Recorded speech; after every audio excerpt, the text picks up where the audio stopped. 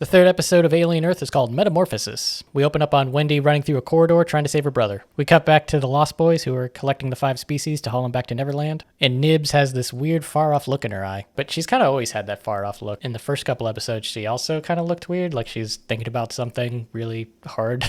Or she's thinking about something super deep and we don't know what it is. She wonders why they weren't allowed to keep their names. And then why they have to commit so much to the Peter Pan thing. You know, they all have to be named after Lost Boys. And the person she's talking to says, just think about it like their code names. But we find out that they didn't pick their names were chosen for them.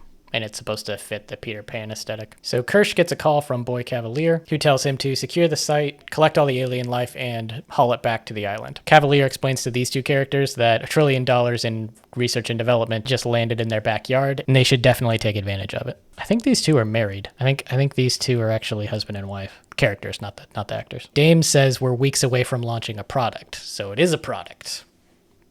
Can't say I'm surprised. How, though? How are they going to package that? So Cavalier asks Kirsch how the kids are doing. Kirsch says they've done well so far, but Wendy ran off to look for her brother. Cut back to Wendy, who's still searching for Hermit. She finds him in the back of a meat locker truck, kind of glued to the wall with alien gunk. And he keeps screaming, don't do it, it's a trap. She runs in and cuts him free. And when she does that, this xenomorph shows up and kind of pokes his head in. I don't know why he doesn't just run in there. The xenomorph is shaking the truck, trying to get him out. Wendy thrusts her sword up through the ceiling. And of course, acid blood comes down. The xenomorph gets angry and topples the whole truck. Oh, I have to correct myself. Last video, I said her name, Wendy's real name was Macy. It's actually Marcy. So I was wrong in the last video.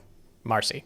Not Macy. But it doesn't matter anyway, because her new name's Wendy, so. During the fight, Hermit gets stabbed through the chest with the xenomorph's tail and thrown across the parking garage. Somehow this does not kill him. But just before the thing is about to kill him, Wendy jabs a meat hook right through his inner alien tongue and yanks him. They try to trap him with this garage door, which almost works, but before they can trap him, he yanks Wendy in there with him. And then you can hear a scuffle for a while, and then he opens the door. Looks like Wendy chopped his head off, but Wendy is also damaged because you see the white blood or whatever. It's not blood, but the white goo that comes out of androids, kind of like from Aliens 1. And I don't really see how Hermit is running around after he was impaled.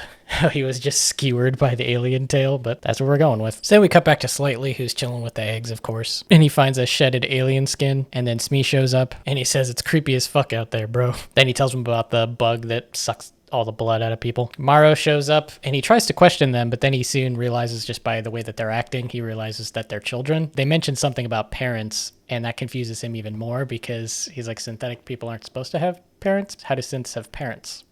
That doesn't make sense. And so he tries to question them, but he doesn't really get very far. He sticks some wires to his head, and then he downloads what I assume is all the data that was from the ship into his brain because he's a cyborg. This is kind of what Kirsch did in the last episode, but for Kirsch it was a lot easier because he just plugged in a USB to his arm. He's sweating the whole time when Morrow does it, so I wonder if it's a lot more painful for him because he's half human. After which he grabs onto Slightly's neck and asks him, when is a machine not a machine? Which is supposed to be a riddle, I guess. He doesn't know the answer to this, and Kirsch shows up and tells him to let him go. I like this scene because they quickly hide behind him when he shows up, and Kirsch basically says, this is a baseball that landed on my property, so this is mine now. And he tells him that he works for Prodigy, and Kirsch says, hey, I read the manifest, so I know who you are. And while he's saying this, you can see that the xenomorph egg is kind of starting to open, which, he is half human, so he could potentially be a host. Morrow notices this, and he knows them all too well, of course, so he books it and runs out. So Kirsch and the Prodigy team are gathering up everything and taking it all back to Neverland. Who's this guy? Oh, the eyeball. That eyeball thing is creepy. So Cavalier finally comes in to check out the aliens for himself, finally go face to face with some of these specimens. And there's this weird bug in a tube that looks like it's puking everywhere. And Kirsch says, hey, was it worth it risking decades worth on something new and shiny? Cavalier's like, man, everybody's so feisty today. That's because it was a bad plan, dude. He sort of explains why his thought behind it later, but it's still weird. But he gets over to the egg, and of course the egg starts to open and get excited, and we know that the facehugger acts this way when it's around a biological organism, specifically a mammal. Kirsch stops him and says, get the fuck out of here. If you stay in here, that thing's gonna kill you. Because remember, he downloaded all the information, so he knows all about the facehuggers. Very convenient. I don't think Cavalier realizes how close he was to death just then. Anyway, he tells him to, obviously don't let anyone who's not synthetic in here. synthetics only, and you're in charge. And then we cut back to Mr. Strickland from Back to the Future, who's talking to Slightly and Smee. Tells him the riddle, when is a machine not a machine? And then he goes, okay, and then leaves. So then we cut back to Morrow, who's on the run, and he steals a cell phone and calls Yutani. And here we realize that he's actually been gone for like 65 years or something like that. So the person he dealt with was actually Yutani's grandmother.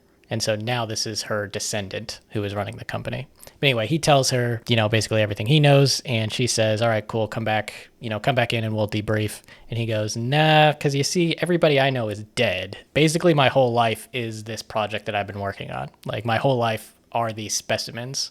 So I'm going to get them back because that is literally the only thing I have in life, which makes sense in this scenario. He also has an interesting line here where he tells her all the species survived, but they were sabotaged. Because remember, we get that small flashback of them waking up from cryo, remember, in the first episode?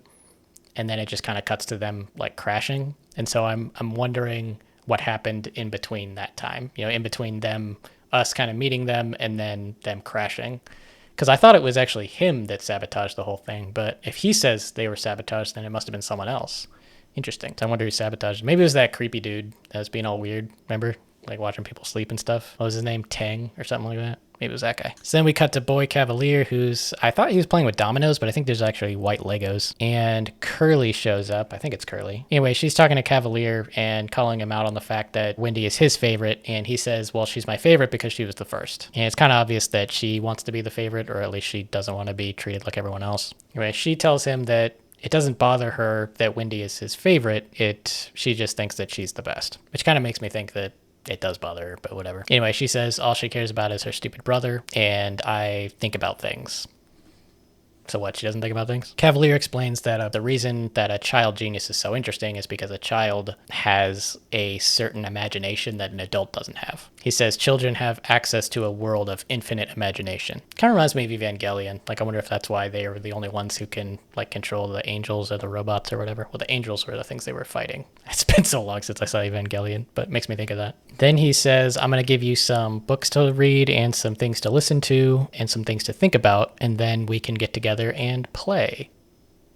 Please don't be creepy. Please don't be anything creepy. Anyway, she asks, does this mean I'm the favorite? And he says, no, but it means you're in the race. Please have good intentions, trillionaire white man. We cut to Slightly. Somehow Morrow is talking to him and taunting him. I don't know how he's doing this. We don't really get a lot of information here, only that Morrow can talk to him somehow. And Slightly gets super uncomfortable at this. He also tells him that he was a parent and he had a daughter, so I wonder what happened to that daughter. I wonder if she would still be alive or she'd be like an old lady now. He asks if he'll be his friend. There's a lot of creepy lines in this. There's a lot of creepy, like, adults talking to children in weird ways in this episode. So then we cut back to Nibs, who again is looking weird and has that faraway look, like she's thinking about something super deep, and she, like, touches her eyeball because, remember, she's synthetic. Then we cut to Wendy, who wakes up and she seems to be all better now. We also cut to her brother Hermit, who's being operated on because, remember, he got stabbed through the chest from the xenomorph tail.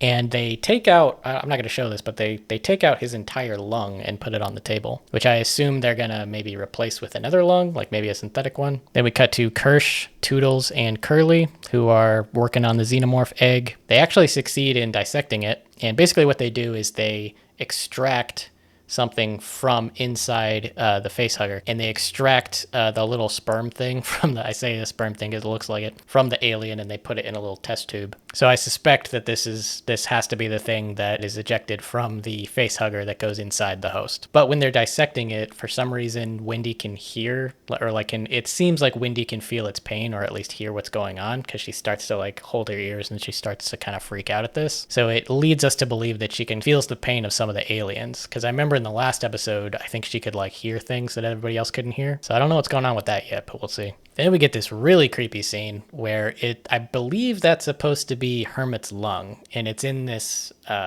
glass aquarium, like this glass box looking thing with water, but it's like breathing. So there's something that's like breathing in it. Kirsch puts the alien specimen inside the glass water with the lung in it, and it swims around and then goes right into the lung. I believe that is where it goes in the Alien movies, because I remember that scene in Romulus where she puts like a flashlight or something. It's like a weird, like, flashlight thing, but you can kind of see, like, inside, like, I guess it's an X-ray flashlight, but you could sort of see, like, inside her lung, and you see the alien trying to, like, burst out. It's really creepy. And it cuts to Wendy on the floor who's like spasming, and then it kind of cranes up, and then the episode ends. I have so many questions. Are they going to give Hermit an artificial lung? Are they going to explain to him what they did with his lung? How did they know to do that? Like, how did they know to grab his lung and say, oh, we're going to use this as practice for the xenomorph? I'm still really interested in all the other specimens. Like, we've only really seen a few of them, so I'm really interested to see some of the other ones. Like, there was that weird, like, puking bug thing. Yep, so that's Alien Earth Episode 3. We still know very little, but I'm really interested to see what they're trying to do and what's going to happen next. What do you guys think of this show so far? It's pretty early days. Let me know your thoughts and theories in the comments, and I'll catch you guys in the next one.